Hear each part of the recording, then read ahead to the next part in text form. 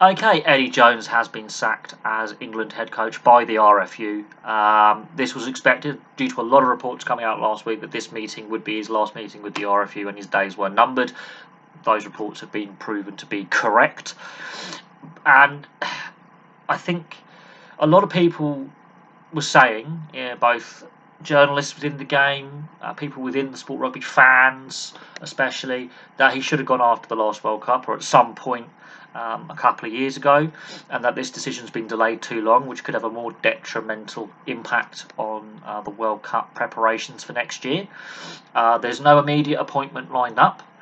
Because Warren Gatland was strongly linked with the England job. He's gone back to the Wales job. So one of the favourites to replace Eddie Jones is no longer available.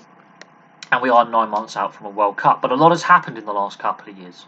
Now, let's have a look at Eddie Jones's record first. Overall, he's got a 73% win percentage, which I believe is 10% higher than Stuart Lancaster's winning percentage, his predecessor. So that's a tick. He's done better than the guy before. He did get them to a World Cup final in 2019. There was a bit of luck involved in that, but they did reach a World Cup final 3 years ago, which in itself was a fantastic achievement. But other things have happened since 2019. We've had 2 salary cap scandals involving Saracens and Leicester. The Saracens one had a massive impact on the England side. There is no doubt on that. I said that at the time, 3 years ago. We've also had Bill Beaumont re-elected as World Rugby,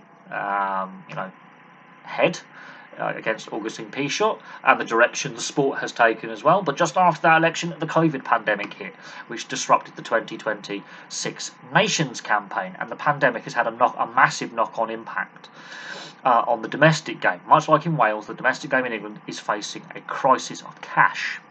A cash crisis. We've seen Worcester and Wasps go out of business, and that is ultimately going to have a further knock-on impact, not only on the club game in the Premiership, which has also been ring-fenced, which I think was a suicidal idea, that's my opinion, which prevents a Championship side getting promoted into the Premiership and a Premiership side. So in this case, let's say Bath, who are the last couple of years been the worst Premiership side consistently, getting relegated, for example. So there's that issue.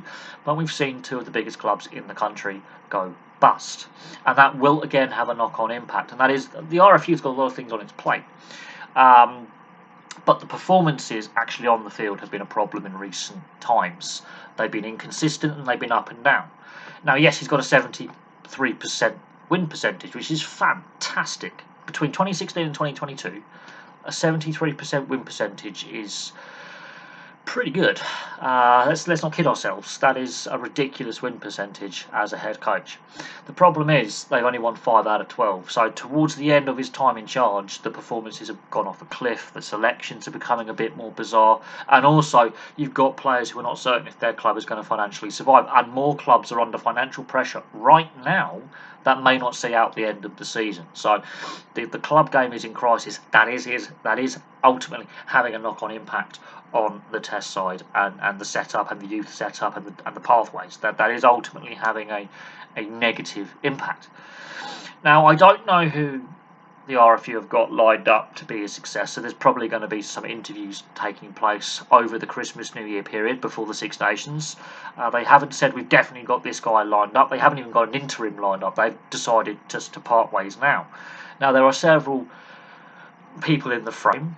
But one of the media favourites has been snapped up by Wales immediately after they replaced Wayne Pivac, and that was Warren Gatland. So it's going to be very interesting to see the direction England take.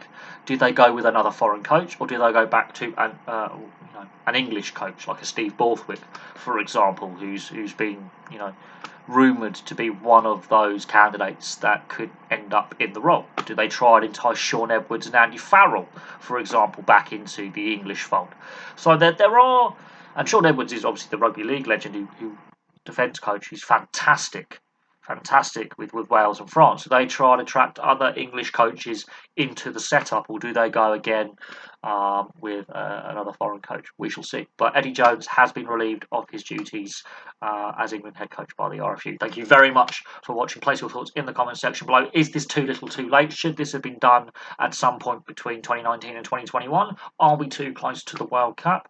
And has the damage been done? Or is this actually perfect timing? Get a new guy in, fresh ideas, rejuvenate the squad, or maybe some changes in positions. Is Farrell's day numbered as captain, for example? Is this the change England need? And we'll see what happens in France in 2023 in the World Cup. Thank you very much for watching. Place your thoughts in the comments section below, and I'll have some more content for you very, very soon.